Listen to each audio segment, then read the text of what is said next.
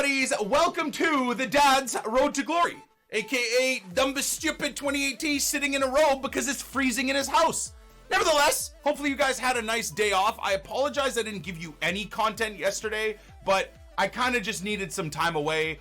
We are grinding this series like crazy, so it's nice to take a little bit of time away. I understand profitability wise and overall views for YouTube and even streaming doesn't make sense for me to take a day off a week, but I'm just gonna do it because you know what? Whatever. Whatever. So if you're excited for today's episode, smash the like button. It's all gonna be about me learning and trying to walk you guys through my, I guess, escapade, however you say it, into day trading, which is genuinely simple as you'd like, buying something for cheaper, selling it for either the going rate or a little bit more expensive. So we've made some good profit over the last couple of days. What you'll see here on the trade pile is profit and or breaking even on some of these players even, but either way, profits and trading, if you will, that I've done from Sunday night into Monday and Monday evening. That's it. So I haven't had a lot of time, obviously, because Monday was my day off. I didn't want to spend too much time on the market, but I gotta say this right now, and fair play to all the guys that sit there trading. You know the usual suspects, right? Run the FUT market, Matt, all of my buddies.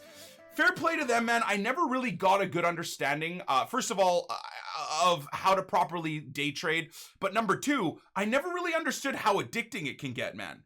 It's actually really, really fun to do. So, question of the day for the episode. Again, Twitch chat, you guys can respond live. YouTube comments, let me know in the comments section. Like the video as well. So if you're gonna bother clicking a comment, at least like the video as well. It helps out the channel. It pushes this channel across YouTube and lets people see our road to glory and stuff like that. So that would help out a lot. If we can keep cracking 1,000+ likes on these episodes on YouTube, it would be amazing. But the question of the day is, do you trade? That's it. And if you do trade, so no, you can maybe give me an answer as to why you don't trade. Is it you don't have time? Is it you don't care? Is it you don't understand? And if your answer is yes, do you trade? Let me know what you trade with. Do you trade just with players? Do you trade with ones to watches specifically? Do you trade with consumables? Do you trade with chemistry styles? What are you spending your time trading with? I'm going to be very interested to see. Again, the YouTube comments is a very good place for me to go look and get a concrete answer. Very interested to see just straight up how many people say no and how many people say yes in terms of their trading on FIFA 20 Ultimate Team or on their road to glories. Now, moving on, I want to walk you guys through a lot for today's episode. There's a lot to unpack because when I take a day off, it seems like the whole footballing world and FIFA Ultimate Team world just like jumps in crazy increments. So we've got a new patch. We're going to go into a big deep dive on this episode. Normally I would release a separate video, but I just couldn't be asked CBA. So we're going to throw the deep dive into the new patch into today's epi somewhere. It might even be within this intro. So this intro, as always, probably be like 20-30 minutes long. But we're going to go into that. News of Ibra apparently joining La Liga in some capacity. So I don't know what team he's joining, when he's joining, maybe in January, but hey, if we get a flashback Ibra and he's at a team in Spain, I'll be so happy because of that not strong link, but link to Lionel Messi. Just going to make my squad building easier on this road to glory as the year progresses. So a lot of footballing news that we'll probably unpack and go through a little bit later in the episode. And bronze pack methoding still continuing and doing really, really good. On today's episode, obviously, we'll continue to do bronze pack methoding. I'm going to try and continue to do some trading. Again, near impossible to do this stuff live on stream. And I'll give you guys an example as to why it's near impossible, but even right now, like with a couple thousand people, it's really early in the morning, so with a couple of thousand people even watching the content, you just end up getting live people just mimicking exactly what you're doing at that given time. Like when you make a video about it, so if you guys are on YouTube right now, if I wasn't streaming, I could go through and show you piece by piece of what I do. Run the FUT Market released a video very similar, actually identical to the same process that I'm using. You go look at Matt FUT Trading, he's doing the same type of thing, doing it with icons though. So the process is the same, at least as I understand it, across all of the community. This isn't me learning anything new. I'm not pretending I know. I'm not even pretending I came up with this. These type of things have been talked about for ages. It's just something that I haven't really spent a lot of time doing. Normally, I do what you see on this trade pile here, but I do it just to buy players for my team. And I never thought to use a certain amount of coins and keep a certain amount of coins in my club to do this just regularly to keep building up my coins. So it's kind of fun. I've only done it for a day or a little bit, so I don't know if I'll keep doing it. But as of right now, I think we're in profit probably of about 100K, maybe like 120K. So let me walk you guys through at least what you're looking at here on the trade pile. It's very bog standard. Essentially every single player, I'm not going to explain every single one because I pick the player up for underpriced on the market, and then I sell them for what he's going for on the market, or maybe a little bit more depending on the chemistry style. It's as simple as that. So Lewandowski, I picked up on bid, I believe Sunday evening. Now I would love if it showed you the price you paid outside of the sale, because then it would be just so much easier to go through this stuff. But either way, we're looking at after taxes, you want to sell Lewandowski for about 10,000 coins more than you paid within that 200K price range, right, to take care of taxes. So we got him for, it was like 171. So nothing crazy, but still 10,000 coins profit is 10,000 coins profit. That could take me hours of the bronze pack method to hit that type of profit. Sometimes it could take me 2 minutes, but nevertheless, profit is profit. So same thing with Thiago Silva. The nice thing with Thiago Silva here is really you have to sell him for about 2,500 coins more than you bought him for to make money. I got him for like 47, so we did good there. He had a shadow card on him, so that obviously helped his sale price. Felipe Coutinho, same thing. So another way I'm going through the market right now is I'm just picking up players I'm either interested in using or players I really enjoyed using because I just know their prices and I know they're going to sell. And I go like with the overpowered players that I think will have a want and a demand. And that's really it. Like there's no secret. I find it easier to look at the market if the players you're looking at you're interested in. So that's what I'm doing. I mean, we've used the Coutinho before. He was pretty good as a central cam. So I just was looking at his price, picked one up. I didn't do great on this guy. Honestly, I'm pretty sure I paid 179 or 178. So I think I made like 3,000 coins after taxes on this. But again, it's 3K, you know, and I think that's another thing that a lot of you guys will look at with this type of trading where you're like, it's 3K, who cares? But that adds up, man. It really adds up. And then sometimes you'll make good profit. And I'm going to show you guys where I got lucky, but still, you know, you got to create your own luck sometimes, right? Nevertheless, Dele Alli, same thing. I think we ended up clearing like 15K on him. Now, this is where I got lucky. I was just looking at Inform De Jong. And his going rate at the time I was looking at him was for about anywhere from 215 to 225. I was looking at a minimum prices, just seeing if I could pick one up for cheaper, and this popped up for that price. Now, I don't know if this person was just dumb or they just saw the same picture or whatever they did. They saw him going for this rate. So I picked this card up for like 221, or it was maybe 222K again. You can't tell, can you? See, that's really annoying. But for 221K. So after the sale, again, about what, 12,000 coins I had to make. So I made like 30 to 35,000 coins on him. Fantastic. Dumb luck, but you kind of got to create your luck. So for this one, I don't even know if you could consider it a snipe. He was up for like a couple of minutes when I checked. So again, it wasn't really a snipe. And then this guy as well, I got another. So because I was already looking at him, I got another De Jong, and I got this one on bid for like 204 or something like that. So again, not a lot of coins, but 7,000 coins, still profit. So you go across the board on these guys, and that's all I'm doing. It's just picking them up for a little bit less, seeing where they are, seeing where the market trend is, like, you know, top of the hour, whatever it is, and then selling them for a little bit more. It is genuinely that simple. Now, I think tomorrow we're going to talk in great detail, and I regret selling this, but there's a reason why I'm selling him and him and him. And we're going to talk about it tomorrow for tomorrow's episode, because there's a certain thing that I used to do, and I think Nep used to do over the years as well, that made us a lot of money, and I think a lot of people in the community made a lot of money off of. But I genuinely think that form of trading or investing is absolutely dead. But we'll talk about this. Just this video will be 5 hours long if I go into great detail about that. But nevertheless, I decided to sell off some of these investments of mine at a loss, which is a bit stupid, but because there's certain players that I want in my team, and we'll cover that in a couple of seconds here. So that's kind of the Inform side of what I was doing. Same thing again with Ndidi. I think I made like 3 or 4K profit on him, so nothing too special. The other side of it, and I got to give credit to where credit is due. I saw this from Run the FUT Market, and I was like, you know what? I'm just going to try this on my own. And with stuff like this, with these players that you see here, I swear to God, you guys have seen how bad I am at sniping, but all I am doing here is looking at these players. Okay, so take, for example, Thiago Silva. Okay, Thiago Silva, when I was looking, had a base price of 16,000. Okay, or 15,000. Like snipe now prices. And this is something that Nick covers all the time and has covered in detail in a couple of videos recently. So all I did was like, okay, let me go look at what the cheapest anchor and what the cheapest shadow version of Thiago Silva is. And then I would just set a price of 2 or 3K below that and then just sit there with a filter trying to just snipe. And again, did I miss 37 Thiago Silvas with a shadow for 13K and 12K and 14K? Yes! But guess what I did do? I got 2, it's still 2, but I got 2 Thiago Silvas for like 14.5 with a shadow. Now, after taxes, I realize again, it's only like 2,000 coins profit, but it works. It works. It genuinely is mind-blowing how something as simple as that works. Marco Reus picked him up for, I think, 180, sold him for 195. Again, I'm making like 7,000 coins profit, but it works, man.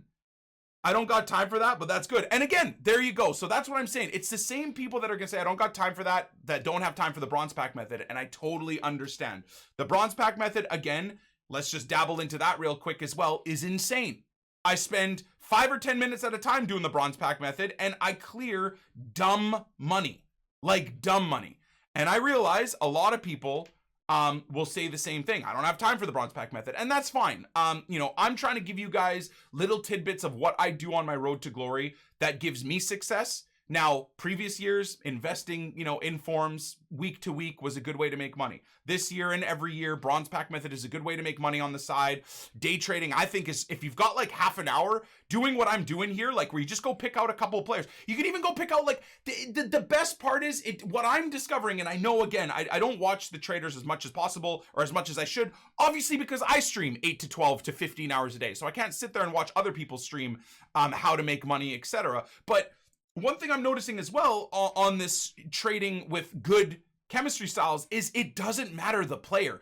It does not matter the player. It doesn't matter who you pick. You could go just decide to go for Gomez. If Gomez has a price of 8K, right? And let's say you go look at Hunters on Gomez. If the cheapest Hunter Gomez is 10K, you just decide, okay, how much profit would I be happy with, right? You got to sell him for 500 coins profit, obviously. So maybe you look at him for 8,500 with a Hunter and you just sit there and you might get 1, you might get 5, you might get 0, you might get 10, but 2 to 3K profit per card works, man. And you can sit there, and this is why it doesn't even matter what, like what player you go with. Every single one works. It's so simple. The problem is just like bronze pack method, is it takes time.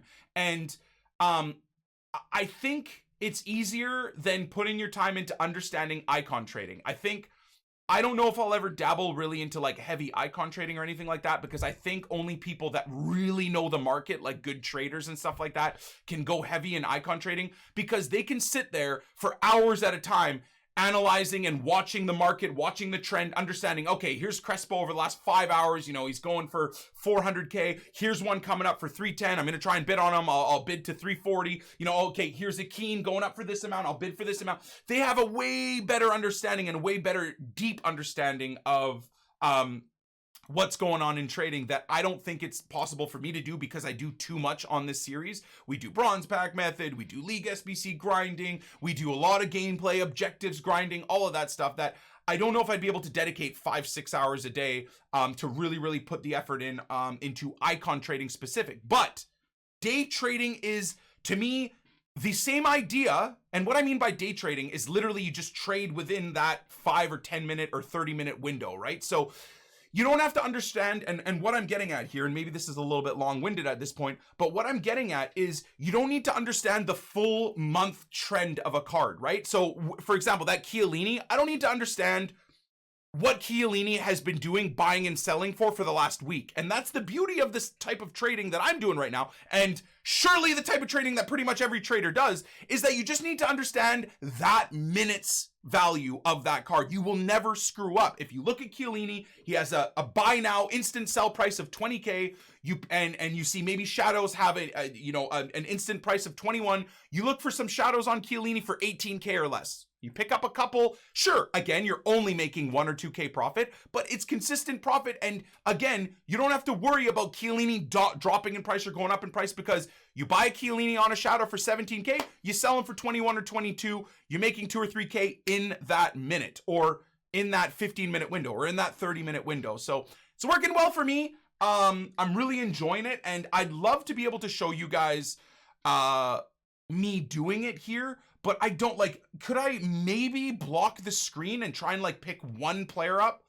And let me try. Okay, so you're gonna have to stare at me for a minute or so, but let me try and pick up one player here and just show you guys. Now, if I don't show you the screen, I should, because I'm an old man. Obviously just trying to snipe these players with you guys all staring at what I'm trying to do might not work, right? So let me get a base price on this player. So right now I'm going to go look at what the base buy now price is for this one player, okay? So this one player's base buy now price is 4,200 to 4,300 coins. So then I'm going to go look at a specific chemistry style type and see what the base price is for this player on that specific chemistry style. Now, this one might not be the greatest example because his base selling price is 4,200 coins, and the chemistry style that I want to get this guy on, the base selling price for it is 10K. So that's a little bit ridiculous. However, I'm going to set myself a minimum price of 8,000 coins to try and pick him up for, and we'll see if he pops up over this next few minutes. Let's just see.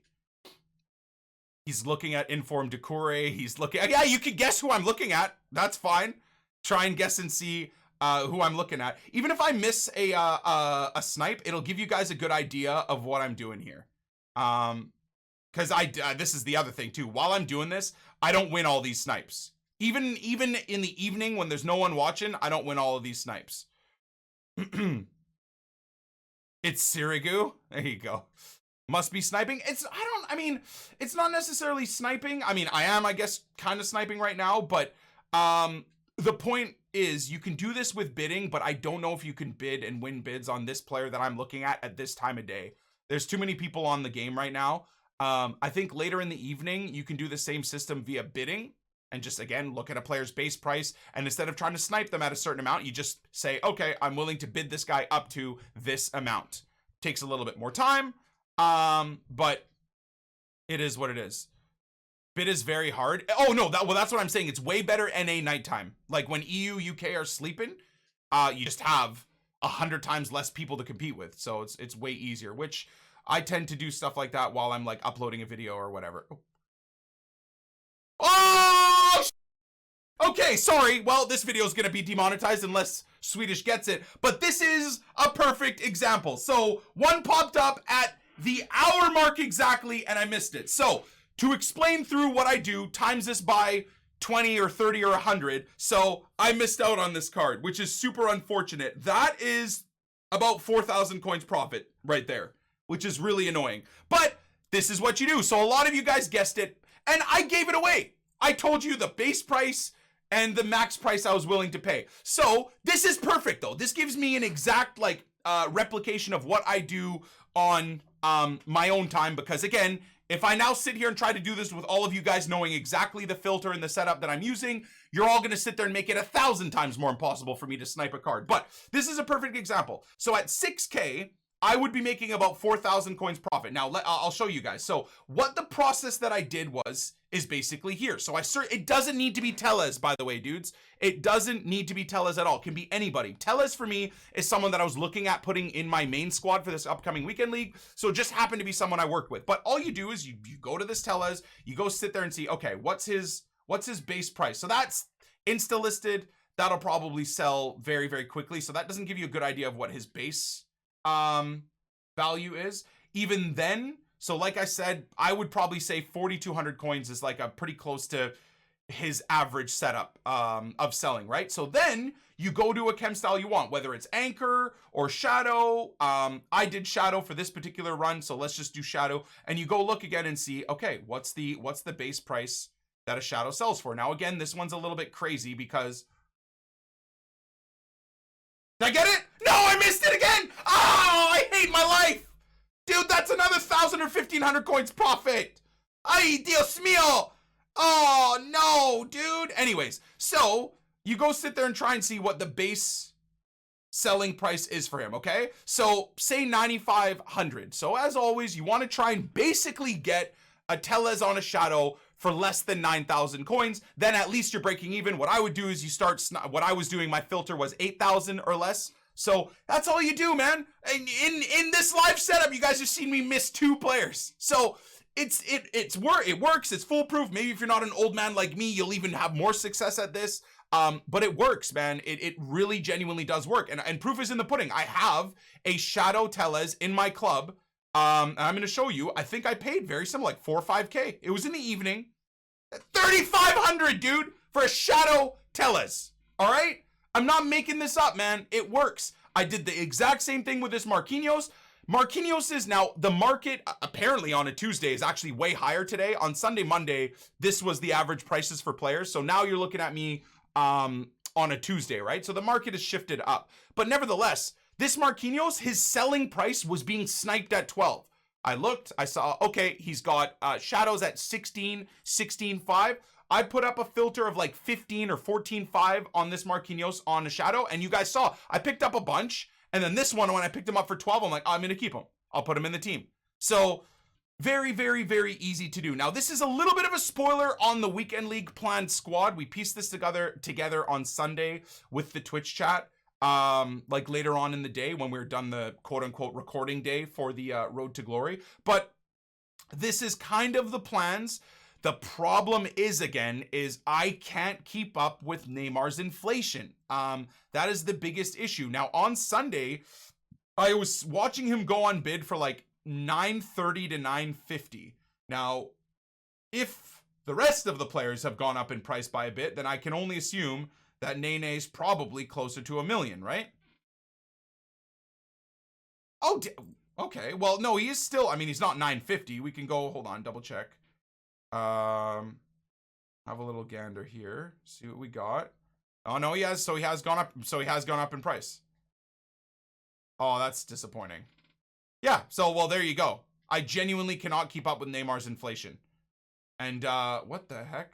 Exact same price, exact same buy now start. What's that about? Or is that someone? No, that's purchased.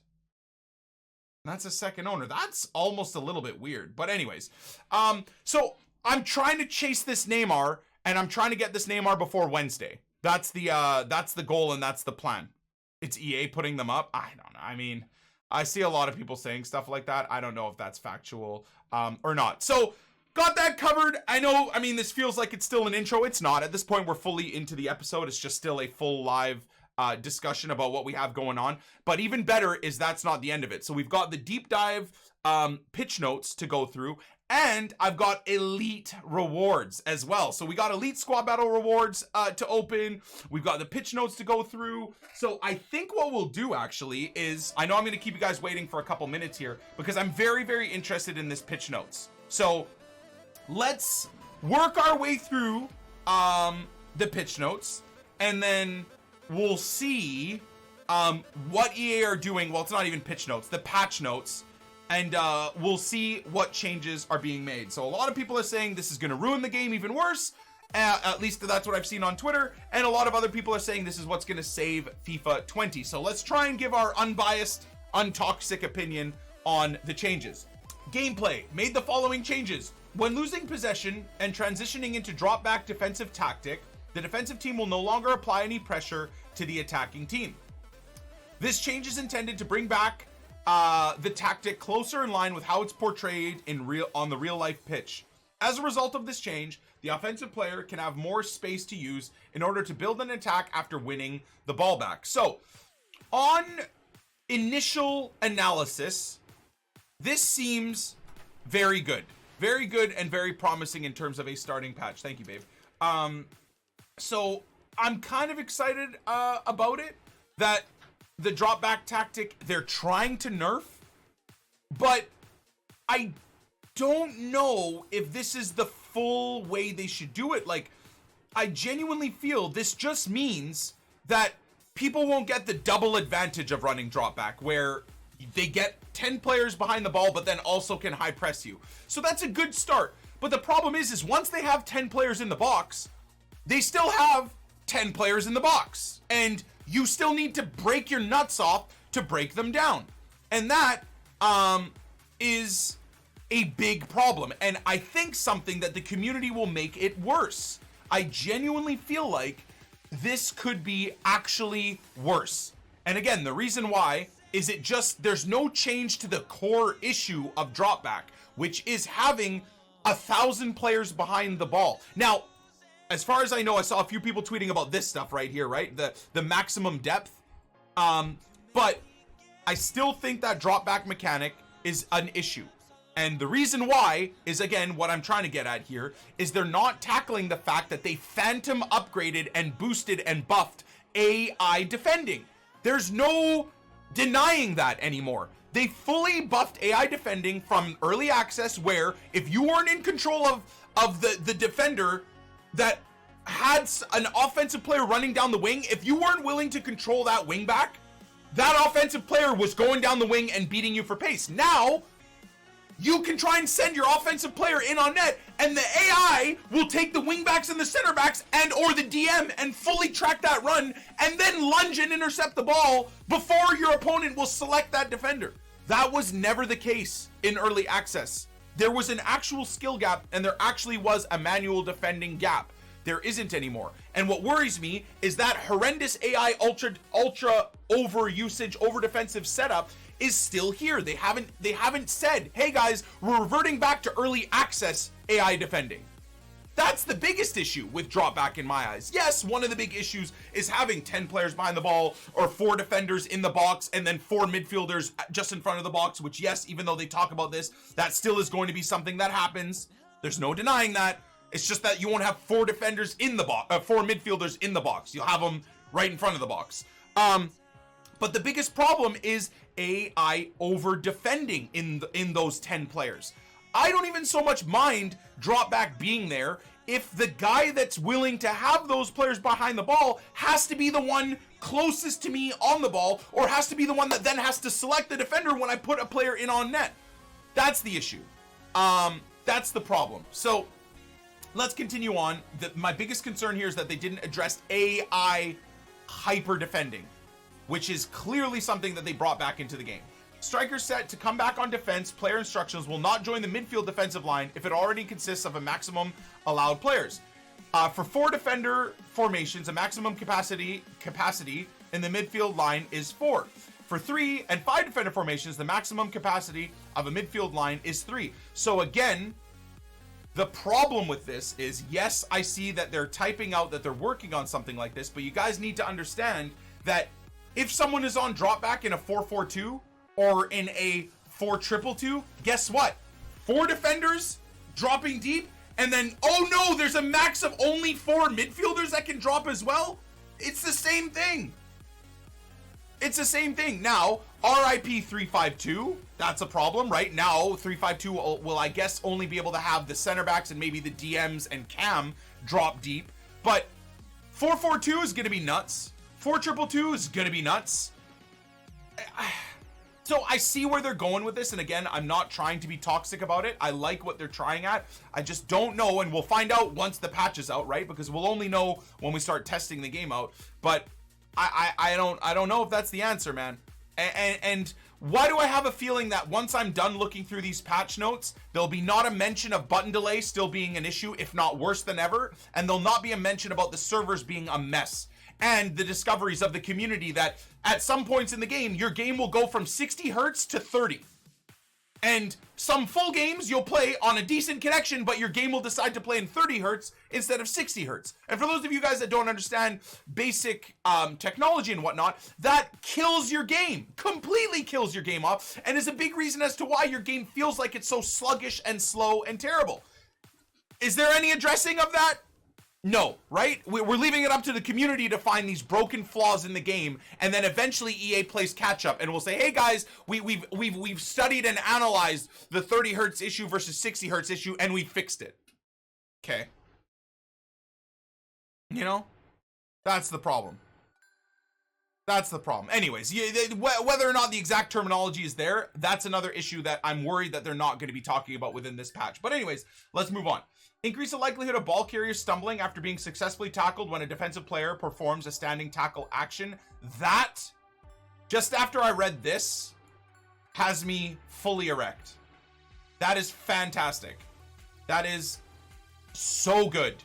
So gone are the tackles where I constantly tackle a defender and they just phase through me and I'm taken out of the game as a defender and then they run in on net. That's good.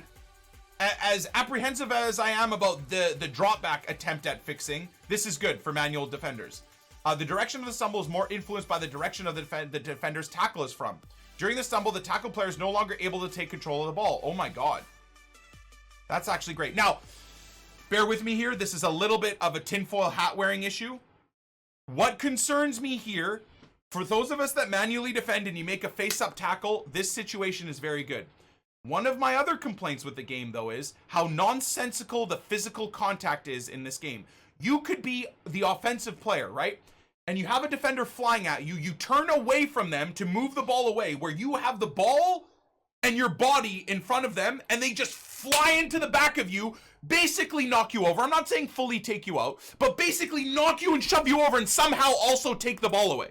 Now, what concerns me here is that might make that problem even more overpowered for these nonsensical defenders that don't understand how to defend properly in real life, and they just fly into your back endlessly and knock the ball away. It almost seems like now, instead of your player falling over but might be being able to keep control of the ball because your body is between the ball and the defender, now you're just going to go flying one direction and the defender's going to get the ball and move away from it. So this is a positive. Once again, it's EA's ideas are one thing, it's their execution of the ideas and the balancing of those new changes to the rest of the ecosystem of the gameplay, right? We need to understand that. It's one thing to make these patches and changes, but it's another thing that they've constantly had a problem with, which is balancing out the rest of the game, the rest of the changes in the game. You make this change and then like 8 other things get broken, right? So I'm not trying to be negative. We're just having a discussion about what I think is right and what I think is wrong and what I think could be good versus what I think could be bad.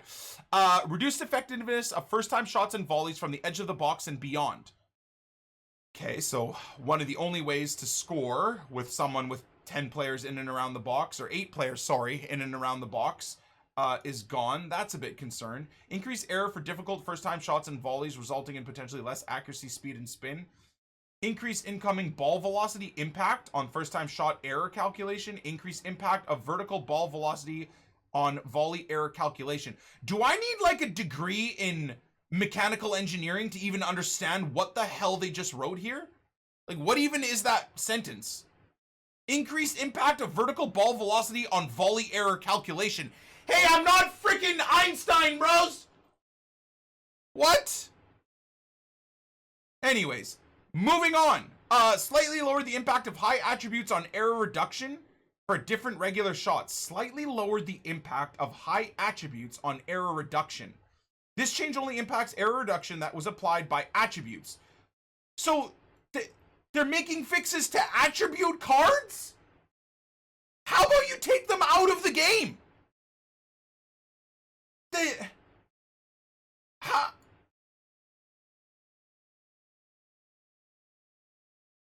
Is that what we're talking about here? Impacts the error reduction that was applied by attributes used in shooting situations when they're between 91 and 99. This will result in slightly more error for difficult shots, resulting in potentially less accurate speed and spin.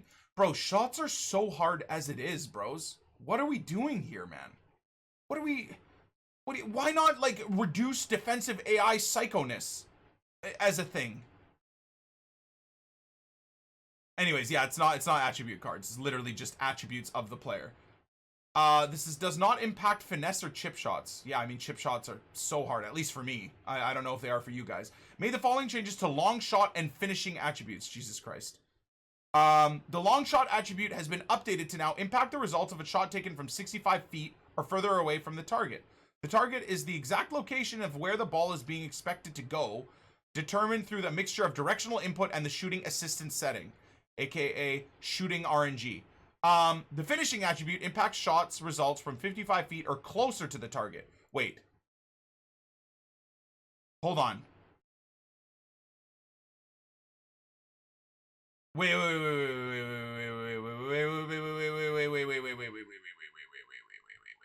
Have they actually done that? Increase the likelihood of shots going off target when taken from 45 feet or further from the target. The impact of this change scales up between 45 and 55 within the maximum impact capping at 55. This means any shot taken from 55 feet away or greater from target will be more likely to go off target. Okay. The finishing attribute impacts shot results 55 feet or closer to the target. What I don't like is this is so breezed over. The finishing attribute impacts shot results from 55 feet or closer to the target. Positively? Negatively? Better? Worse? Like, what is this sentence? You've just said such an important thing. Finishing is near impossible. You're saying finishing attribute has impacts shooting from 55 feet or closer. In what way? Well, what? And then they just go on with some other nonsensical jargon. Like, they just... Am I missing this? Like, I understand everything else they're saying about long shots, but they dropped this finishing attribute for shots 55 feet or closer, and then they just, like, move on. Hey, by the way, finishing 55 feet or closer is completely different now. See you later. What? Anyways, can someone explain to me if I just missed that? Like, am I going to hit the post more than 10 times a game now, like I already am? What? I don't know. Anyways, why are we left guessing with this sentence? Why is this not flushed out more, guys? Moving on. Ground passes and driven ground passes taken from difficult angles will now result in the ball traveling with less velocity. Can this be actually accurate? Please, dear Christ. How many times have I been counterattacked from someone with 10 players behind the ball where they're literally, they've got their freaking like, I'm trying to think of an actual, like they've got their Kurt Zuma getting the ball here, right? And Kurt Zuma does one of these, like a 45-degree through ball that sends like Lucas 45 yards in on net. Can that be accurate? Because it's one thing to write this down, but if I have to watch, honest to God, save me, Lord. If I have to watch like Nemanja Matic spin on his weak foot and fire the ball 80 yards up the field to a freaking Raheem Sterling again, and perfectly time that when I'm sitting there with Lionel Messi and I fail a pass 2 yards away from my player, if I have to deal with that again this week, I'm going to lose my mind. I will lose my mind. So EA, this better not be like your usual marketing mumbo jumbo. This better be facts. It better be facts. Okay? This better be facts. This better not be EA trying to polish a turd and then smile as they still give us poo. Okay? Please no. This change only affects passes of a certain distance starting at 40 feet and scaling upward with the maximum being 60 feet, which will impact passes at 60 feet and beyond. This change affects all ground passes.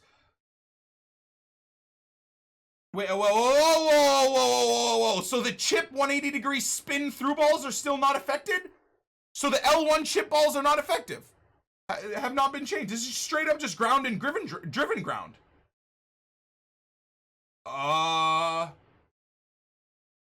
This change only impacts scenarios where both of the above situations are true. Okay, well, that's another issue.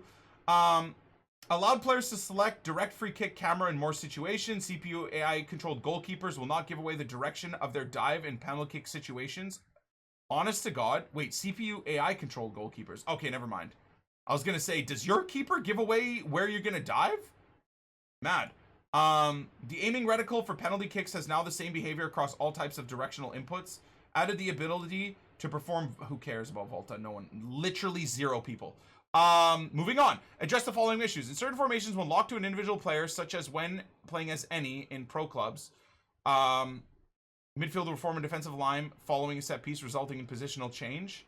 Okay. Improve goalkeeper decision making when rushing outside the box in order to clear or take control of the ball. Improve goalkeeper decision making regarding when to take control of the ball versus clearing it. Can we not be the ones that make that play? What I hate more than anything is when you intelligently call out your keeper for a through ball and there's like 35 yards of space and your keeper just bangs it out of bounds. Now, I realize they're trying to fix that, but just give us control of the ball.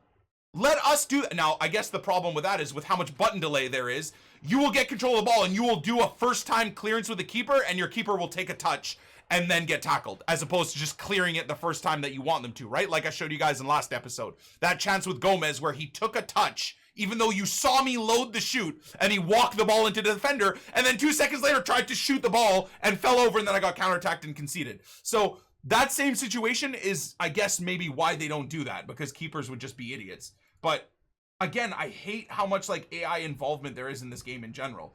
Goalkeepers are now more likely to clear the ball when rushing outside of the box. Okay, whatever. Addressed a rare occurrence of canceled skill move resulting in unrealistic player acceleration. Okay. Addressed a specific animation that caused players to sometimes miss the ball when performing a lob free kick. Okay. Players will now perform running fake shots while using the digital pad as your move player controls. Digital pad? What? Resolved an issue which was... Do people do that? Resolved an issue which was sometimes resulting in the ball going through the inside of the goalpost. How about resolving the issue where the ball goes through players' bodies? Are we fixing that yet, or that's just... I mean, it is only 2020, so I guess maybe it's too early. They don't have the technology for it. This was a visual issue only, did not impact goal detection, okay? When receiving a cross ball or attempting a shot, the shot input was sometimes resulting in an unexpected action, such as a pass or tackle.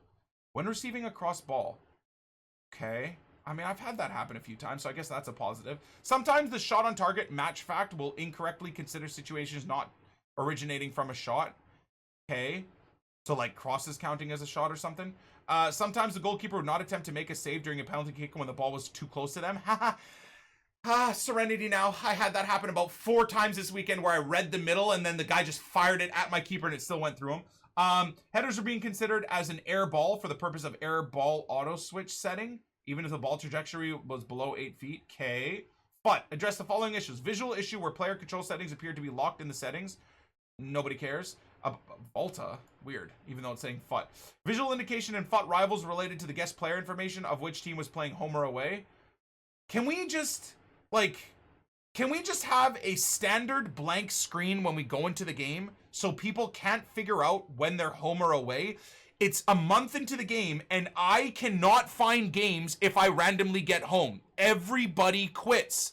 I'm literally only playing away games. Now, I am not a virgin twat nerd, so I will play away games. I don't care. I will play all my games away. The problem is it's idiotic that you're allowing the sweat community, the elite community, to sit there and all just play home games so that they know they are avoiding each other. Like, how is this another year of everybody playing home games? It's ridiculous.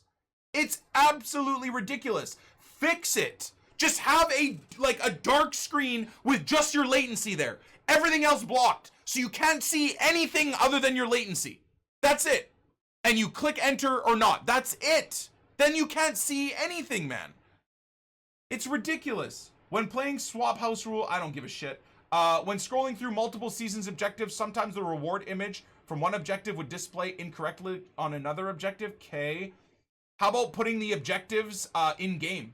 And having, when you complete an objective, pop up in game with a check mark. Like, oh, Bing, 10 assists with Özil. So you can just know that you don't have to worry about that objective anymore within the game. Oh, no, we can't do that? Okay, cool, sick. Mobile games in 2009 had objectives like that popping up in their games. But a multi-billion-dollar AAA company, we don't have that yet. That's cool. That's fine. Selecting the search for transfer market from the radial menu of a concept player will no longer pre-populate the search filters. Okay, I mean, that is actually pretty sweet, so I'm happy with that. Chemistry changes to the position modifier consumable item when we're not properly being reflected in the team. That's a good change. It was annoying. Chemistry in the squad builder section. Okay, also a good change. Desyncs when watching FUT Champions channel replay in some situations. I haven't really spent time on the Champs channel. I need to do that. Stability issue when repeatedly scrolling through the search results on the transfer market. Some FIFA point options are not displaying. Oh, I mean, you gotta fix that. FIFA point issues, you gotta fix. Sometimes when moving duplicate player items on the new item screen between the transfer list and keep items section, the duplicate player item will not be sorted. Okay. Visual overlapping of the reward screen. Okay. Possible to initiate a FUT Rivals match without claiming the previous competition's rewards, which will result in a server error. Okay. Visual issue during a pack opening. Who cares? Visual issue on FUT Champions leaderboards. Okay. Celebration animation displayed on the season's hub objective. We're displaying in an incorrect kit. Okay. Skill rating logo is incorrectly displayed to a player's weekly score in Rivals. All right. Career mode.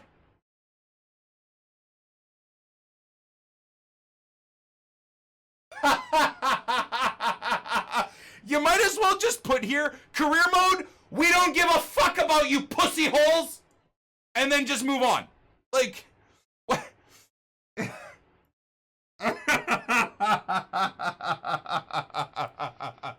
Moving on, gameplay.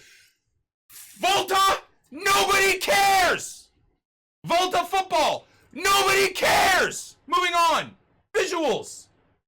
Made the following changes. Added 37 new star heads. Now that's pretty cool. I like that. I saw that like Quincy Promes and stuff like that has a star head, so that's great. Updated multi-kit ball stadiums trophies. Cool. Are we gonna get the Leeds like centenary badge? Hey EA, sort it out. Address the following issues. Visual issue when playing as I mean whatever. Okay, audio, address the following, nobody cares. Okay, well, the rest of it, nobody cares. So, hopefully you guys enjoyed my review of the new patch. Long and short of it is, nobody cares until we play the game and the servers and button delay are fixed. Thank you for listening and participating in my review of gameplay and new things coming to the game. Moving on, we have Elite Squad Battle Rewards, so let's see if we can get something good out of it. Cool, Elite 3. Biggest waste of time ever, but let's see if it's worthwhile. So, we're now about 50 coins away from Nene, which is great. I love that.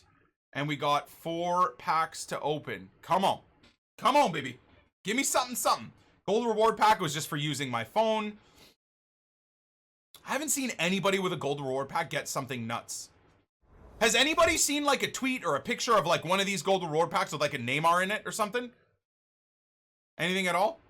Yeah, I don't care about it. You know what? I bet you anything how sweaty the community is. I can almost guarantee you that this type of stuff gets used in Rivals. Bro, yep. Well, I'm glad I didn't discard it. Hey, 300 coins, 300 coins. There's 0 rares in the reward pack? Can't, non-rares? What about like getting an inform that is a base rare? How about something like that? That's still a thing, right? Okay, let's get these 225k packs ripped open. That can still happen? Okay. I don't think that's even a board. Nope. Nope. Too critical of their game for me to get a board. This account is rigged. I will say every other Road to Glory I watch has the most either insane one-off pack luck, like packing Ronaldo's and Neymar's, or has the most insane average pack luck, where they'll get like 30 to 40k value players every pack they open. I have not packed a good player ever on this account, in fact. And I have, obviously, having said that, have not packed a god player at all either. So, it's nuts, man. Yeah, I think I was watching Skills' stream last night, and he hit, like, from a draft win, he hit, like, 80k's worth of just average players. Now, fair play, he's a good FIFA player, he won the draft, so even though he got the worst reward possible, which is, like, 2 rare packs or something, he made, like, 80k. So, it's just crazy how some accounts will ball out. Now, maybe our account is waiting, you know? We're kind of like, we're waiting for something good to come from it. Here we go. Come on. Maybe it'll be in the mega pack, dudes. I don't even, that's another non-board. Wow, that's tough. How many wins do you need to make a draft worth it? I mean, dude, even on a first round exit, you can make money off of the silvers and bronzes you get, man. As long as you're willing, a draft realistically, you're always going to make your 15K back. It's just how long it takes you to make that 15K back, right? Like, say this was a draft pack. Now this to you is like, oh, this is crap. I mean, this is 3,000 coins, but no, like at some point, Jardel will be worth 3K or 5K. You know, Lala at some point will be worth 1 or 2K. Right? Fofana at some point will be worth 1 to 2 to 3K. So based off of that, you're always going to make your cash back. It's just how long you gotta wait. There is a waiting period for sure. Pedro Enrique. So we'll get 750 out of him as well. Okay. Good. And finally, the mega pack before we get into the nitty gritty of the day with bronze pack, some squad battle games, some rivals objective gameplay. No, nothing. This is mad, dude. Wow, man. Elite in rivals, or sorry, elite in squad battles. Still nothing. 225K is a 35K pack. Again, it's kind of crazy for me to expect that I'm going to pack like a walkout. I understand that the likelihood I'm going to get something like that is very, very low. Ooh, center attacking mid to center mid. Yes, I'll take that. Do a 1900 listing. RNG to glory. Yeah, I mean, wait, you can definitely say that. Wait, what? Those sell? Who's putting chem styles on their keepers, man? Don't do that. Don't be silly. All right, and then I'll throw all these guys up there and list them in a second or two. All right, let's get into the rest of the day. Oh, 2,500 left back's position changed.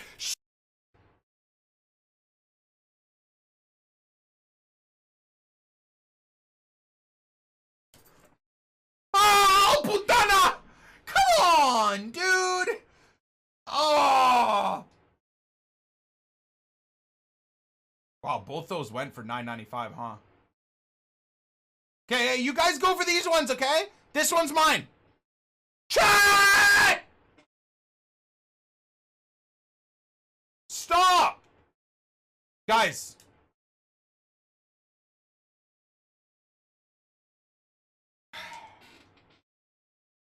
Yeah, and here now comes the chat overbidding what he even goes for. Chat, you guys are psychos, man. Psychos, dude. Nah, you know what, man? Leave me alone. Yeah, cool. I'll bid on this one too. Sick. A lot of people have been telling me to go to pressure after possession loss. I don't really know the difference. Your team preserves their shape until the opportunity to pressure appears. Pressure when the opposition takes a heavy touch. After your team loses possession on the ball, your team will press the ball for approximately 7 seconds. This will affect player fatigue. Ah, so when I am in high possession in someone's own end, when I lose the ball, my whole team presses them for a few minutes, which might give me a chance at getting the ball back. Yo, that could be pretty good. Okay, let's stick to that then. Werner, Özil, Goretzka's gotta go here. Brandt, Gnabry, Jonathan Tah. Jonathan Tah's got a pretty good weak foot, right? I think it might even be 5-star. Schalz, Klosterman. Okay.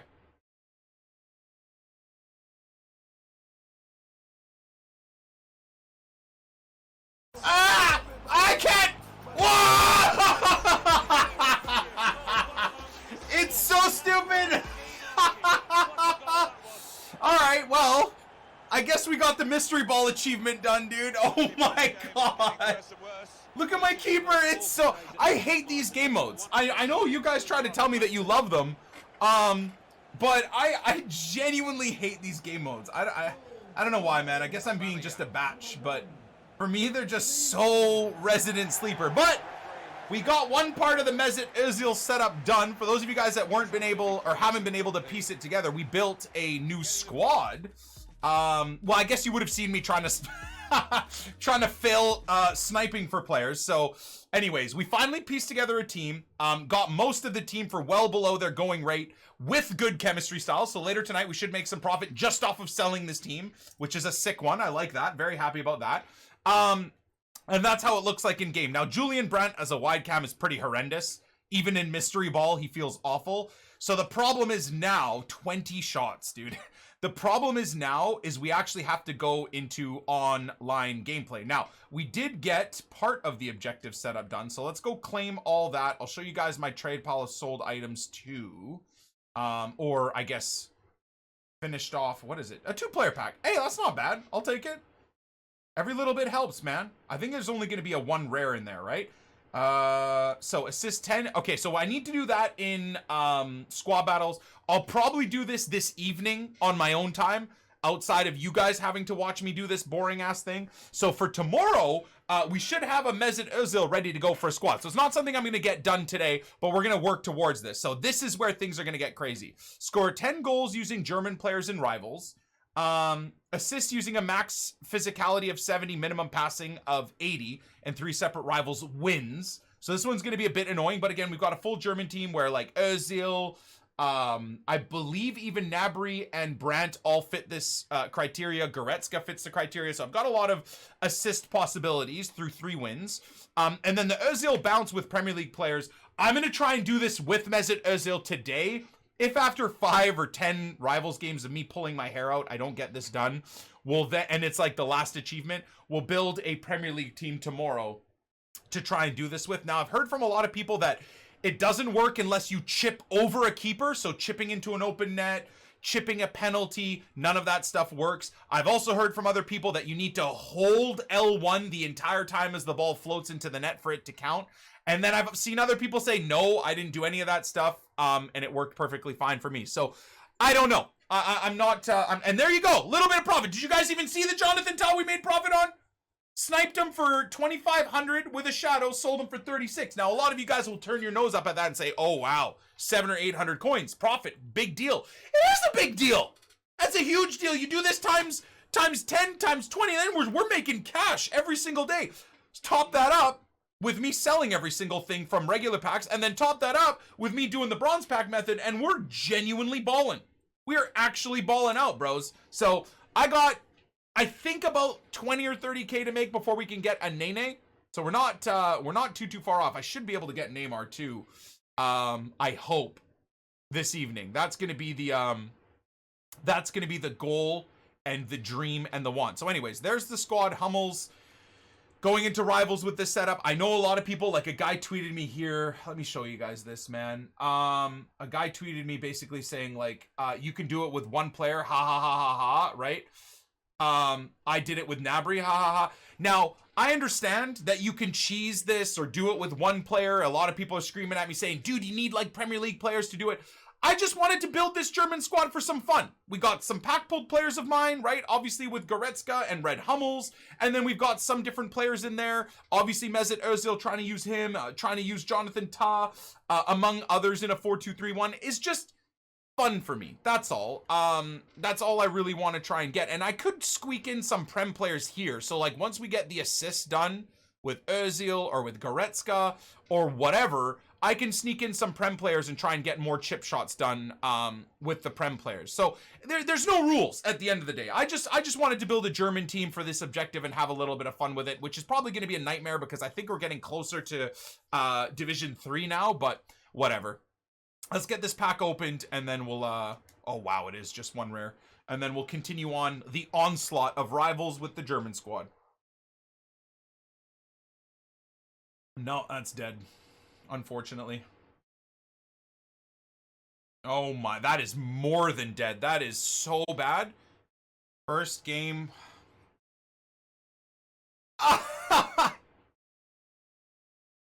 First game with these Germans. That Ben Yedder is going to tear me a new butt. I can feel it. 100%. Oh, they played it short. How is Lacazette reading me that well, dude? Oh my lord. Oh, anyways, we got, I think, 1 of the achievements done. Unfortunately, I tried about 37,000 chip shots with Ozil, and I either missed the net or his keeper came up with wonder save after wonder save. So 6 saves for Pickford, but we got the win and 3 goals with Germans. So let's go have a quick little look here at the overall stats. I think at the very least, we've got 1 out of 3 done for the win and assist with the physical. We've got 3 out of 10 done with the goals, but I don't think we have anything else really. Trying to think in my head here if we got anything else at all. I don't know why it's taking me back into this game is so slow. Even the menus are very, very, very, very laggy. Okay, so where are we at here for Mezit? So 3 out of 10, 1 out of 3, and unfortunately no chips. My opponent scored a chip, but then saw me trying to get chips and kept pulling his keeper back into the goal to stop me from getting chips with Özil. Late game, 90th minute, I had a beautiful chip there, and his Pickford sprinted back and tipped it over the goal at the line, which is unfortunate. This right here is gonna make me smash my controller. This requirement specifically, for sure. So we've made a few slight adjustments to the squad, still using the German setup for the rivals objectives, but once I get a goal with the pace physical requirement or passing physical requirement, I'm going to pull out a couple of the German players for some Prem players to score those chip chances, because that last game was incredibly infuriating to try and get those chip shots with Özil. So I'm thinking like maybe Traore out wide instead of Gnabry, and then Gerard Deulofeu out wide left instead of Julian Brandt might just give me some more options for some chip balls.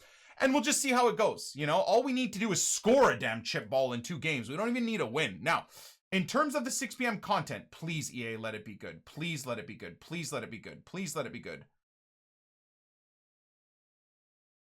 Wait. Are these all... Wait. A TIFO for 2 requirements. Oh, please let there be bronzes in here. Gold minimum of 3. And Italy and France, you need 1 each. So you could do this from Calcio B or Calcio C. Just throw a couple of gold untradables in there. The rest can be bronzes. So this will increase the price of bronzes, probably because our community is a little bit dumb. We'll increase the bronze French and Italians. And then overall 70, players from the same league, max 3, United States players 2. So bronze US players, bronze French and Italian players are going to be up in price here. Oh my God. It's all... Wait, no. Will it though? Wait, hold on a second. Now it is essentially just bronzes to get yourself some TIFOs and whatnot. Do you think anybody's gonna do this? Yo, a rat badge, bro. A rat badge. Yo, these 1 depth drop back counterattacking rats better all be using this badge. They better. They better embrace their own rattiness. Absolutely. Now the question is, should we do this, dudes? I mean, I'm not gonna lie, I kind of like it. I know this is gonna get a lot of hate from people, but I do kind of like that as a theme. So we might do this.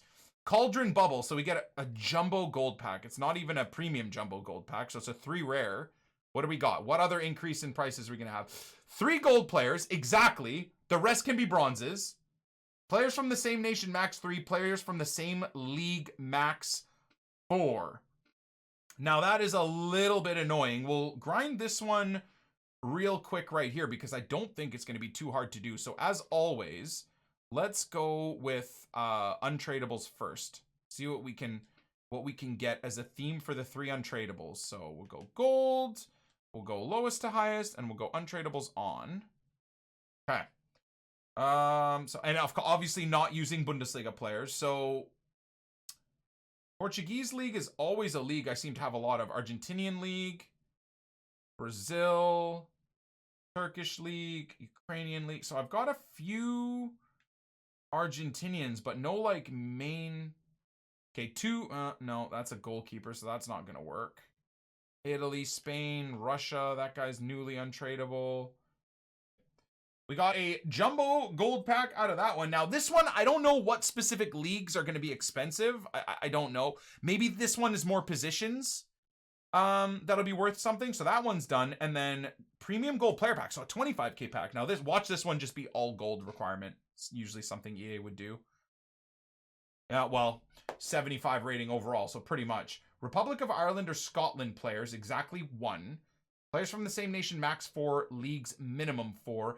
Now, team chemistry 45 makes this super easy, right? So again, let's go and see if I've got, what is it? Ireland or Scotland untradables? Let's see what we got. See, I know a lot of you guys look at this and think, hey dude, you're an idiot. But for me, it makes more sense to do this. Get as many bronzes in there as you can for your poor man road to glory, and then use as many or all of the rest just be untradables, right?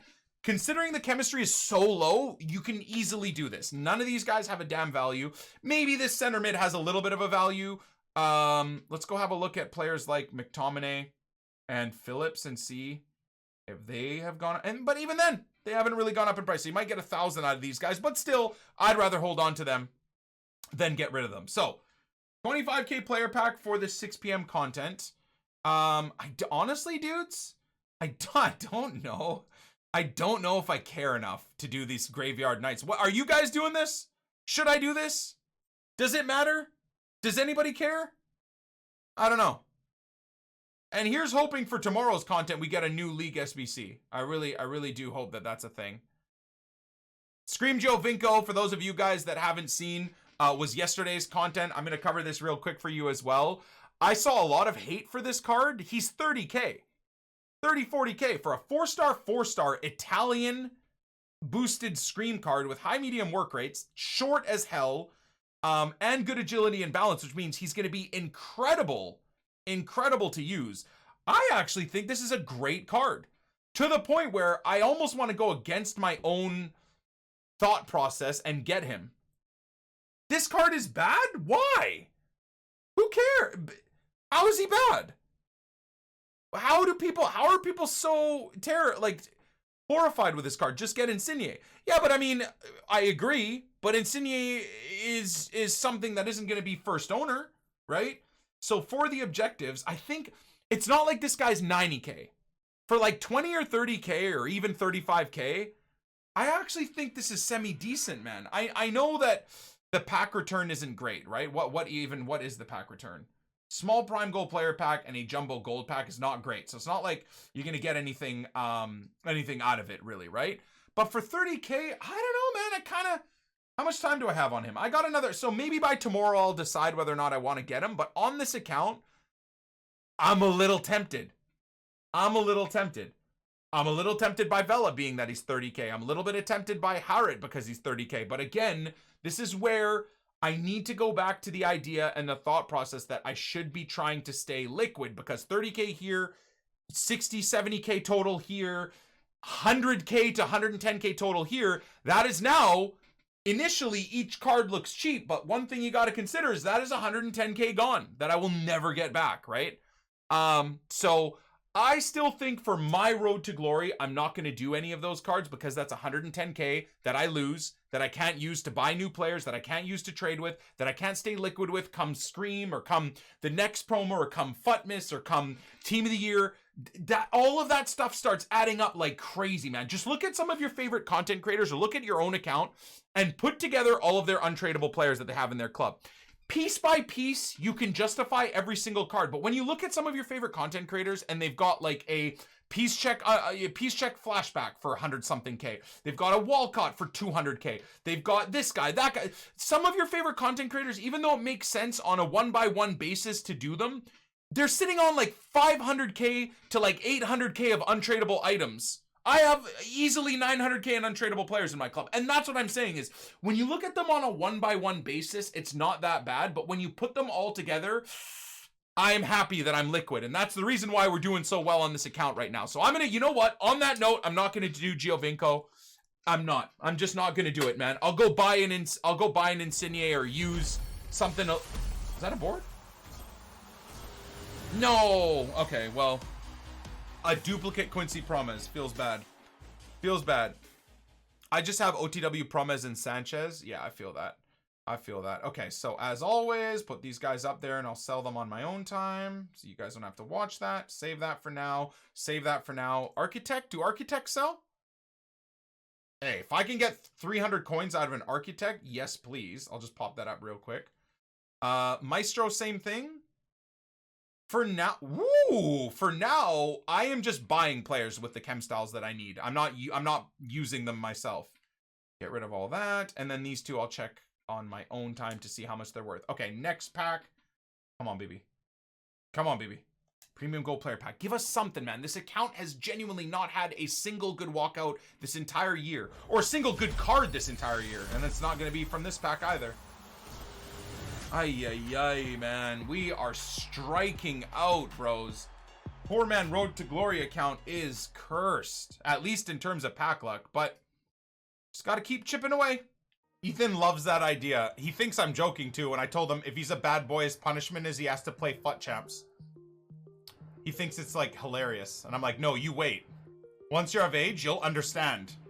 And then once you're like, if you give your mom some attitude and some rudeness, you know, when he's like 12 or 13, gives his mom rudeness. All right, downstairs, 5 games of champs. He's gonna be like, no, let me go cut the grass outside. Oh God, let me go pick all the weeds out of the entire house. No, champs, right now. That's gonna be the, I'm not, you think I'm joking. That will be punishment. I don't care.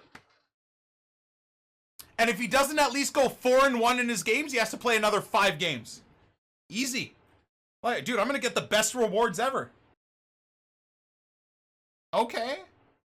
Yo, that's kind of a, I mean, that's a sweat team, but kind of a cool team. I'm a little bit scared about this. All we need is goals with Germans, Ozil to get an assist, and I need a chip goal, dude. Please, Nick 2018, get the chips. Please. A really sumptuous ball. Please! No! He just cleared it off the line! No way! You can't write this. No way! No way! No way, dude!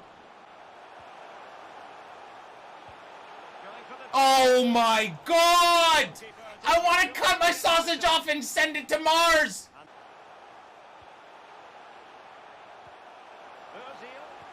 Please! I'm supposed again! No! You can't write it! You genuinely can't write it! Oh my God! What is going on? I should have scored like 9 chips, bro! How is no it? And now he's wasting time. He's wasting time. He's wasting time. I can't. I hate this. I hate this community. I can't. Honest to God, I can't. I don't know if I can deal with this. All right. Oh my goodness. Okay. All right. I mean, it's not like I have a bad German team. So, game number 7002, where we try and get these chip chances. I don't know how many of those missed chip shots you guys have seen, but there was at least 5 in that last game that made me lose my voice almost with rage. So here's hoping we can get it done this game. Did I get the Ozil objective done there, dudes? I'm not sure. I have no clue. Did Ozil get an assist? Oh my God. Okay, at least Ozil got the assist. Yet another chip fest missed opportunity, you know, troll session. This, guys, I swear to God, I'm being stream sniped by people that just do drop back and even when I'm in on net, keep their keeper on the line so I can't score these chip shots. I know that's psychotic of me to think that, but genuinely, I feel like I'm like, what is the point of playing rivals with stats like that? Wait, genuinely, what? I don't understand. 37% possession, 0 shots all game. Oh, dear God. Anyways, let me show you guys real quick. I think we got another part of Ozil done. So, there's a benefit. There we are, creeping back up towards Division 3. God help us all. Nightmare. Yeah, I think we did. Oh, we did. Hold on. Did we do 2 things? No way I did enough goals with German players, right? No. Oh, my God. This is one of the more annoying ones to do, so that's a good thing. We got a premium Electrum pack out of that. We'll go open that right now. So that's a benefit. 7 out of 10 with the Germans, and still 0 chips, man. Oh, I want to cry. I really, really, really want to cry. And while we're here, I'm going to show you guys my trade pile. Obviously, it's just full of just random crap, but hey, bronze pack method, listing up all these items. See, it's worth it. It's another like 4 or 5K just from selling the consumables we got from packs. There you go. Consistently listing up bronzes too. They're all selling. And I'm doing this like I'm not showing the chat or anything. Like this is just all selling throughout the day as I just constantly relist items. So good, easy way to make money. Now, come on, Premium Electrum, please. Sweet mother of pearl. 3 rares, 6 golds. Probably going to mean we get nothing out of this, but come on. It's going to help the club either way. Working towards Özil. Now, of course, there's nothing there, but sorry, we can just skip that, actually. Anything of value, even if it's untradeable. That is a no. Maybe this guy, maybe the Dutch player, but I think that's it. I think Ruben Neves is already an untrade. Oh, no, nice. Ruben Neves is not an untradeable. Okay. We'll throw him up for sale, store the rest of the untradables in there, and then quickly go see what other season's objective we achieved. I don't really know what I did. Milestone! Yo! Premium Gold Player Pack, 50 Rivals wins! That's kind of cool. Alrighty then. I didn't even really notice that. That's great. And how far away are we from, oh, well, 38 more wins from the 50k pack for champs, and 49 wins away from rivals, and squad battles 1 win away. So tomorrow we should have the squad battles premium player pack as well. Nice, man. So 2 packs randomly to pop open here. Let's go, baby. The Özil objective make you want to rip my sausage off, but at least we're getting these random fun packs. Come on. Bobby Firmino. Scream untradeable. Let's go.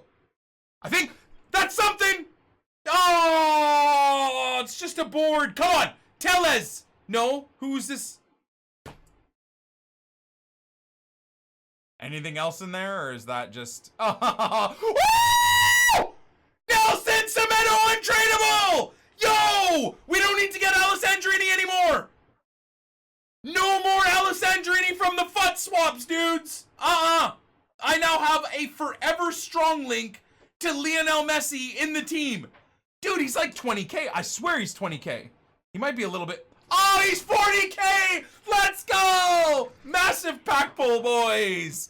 That is actually sick. Okay, so, was this from Özil or what was this from? No, this was from the Rivals milestones. Oh my god. Well, the good news here is, how much money genuinely are we looking at? Like 40k? Can I get 40k out of him? I got him for 32k. Dude, the market is on a big time upwards trend here. Okay, let's go 39.5 and we'll go 35 minimum. Did I say Alessandrini? You know I meant Nelson Semedo, okay? I'm thinking of Ibra and Lionel Messi all at the same time. So relax. God, I've been streaming for like 9.5 hours, bro. Speaking for 9.5 hours straight. I'm gonna make simple mistakes. Vafanculo, dudes. I'm gonna just call the day here for you guys. I think it's been a pretty long episode, if you will, of the Poor Man Road to Glory. Poor Swedish and Armalika have been working their asses off to try and get this all sorted out for today. So I'm gonna leave it there. I mean, great way to end it, getting that Nelson Semedo. And I know I made up I did a bit of a screw up where my entire Twitch chat was laughing at me for saying Alessandrini. It's been a long day. Obviously I meant Zanetti. I don't need Zanetti anymore. I really don't. The whole point of me getting Zanetti was so that I would just have like all year long a strong link to Leo Messi, who I will be getting 100%. I will be getting Messi at some point. The dream, as I've said a few times now, is to build up our club over the next couple of months to be able to get Leo Messi's Team of the Year card when he's in packs. Now, here's hoping he's not like 10 million coins. The hope is that he's anywhere from 4 to 6 million coins. If he's 4 to 6 million coins, whatever the cost, I'm just going to get him. And we'll basically be restarting the Poor Man Road to Glory with a nothing club and Leo Messi's Team of the Year card. And you know what? It'll almost be a Messi's Team of the Year to Glory from there. That's the plan. Now, thanks to getting that Semedo, I don't need to worry about Zanetti, which makes me even more excited that we can now start really thinking, do I go Pep? Do I go Rio? Are those the two that I go with? Do we get Drogba? Considering I got Ibra, do we go Drogba? Like, there's so many things going in my head right now that I don't really know what the plan is and what the process and what the thoughts are. You guys let me know if you have any thoughts on what you think we should do for the Road to Glory. Thank you so much for supporting yet another episode. Hopefully you guys did enjoy. And if you've missed it, please check out the icon swap player comparison of who you should go with that striker, whether it's 85 Crespo or 86 Icon Clivert. We put a pretty good amount of time into that, and I'm hoping that we can get these player reviews down a little bit better so we can do the double uploads at least during the week with some fun player reviews. The next player review I'm planning on doing is either Icon Swap Pirlo as a central cam in a 4-2-3-1, or Icon Swap Balak in the Rude Hullet role at left DM in a 4-2-3-1. So, God bless you all. Next episode, we should be starting off with a bunch of packs. I hope to have Özil completed by next episode as well. So we've got a couple of more. The chip shots I still got to spend this evening doing. I got to do some squad battle stuff. And we got, I think there's one more thing for Mesut Özil to do as well. So, God bless you all. And as always, we'll catch you on the flip side. Peace.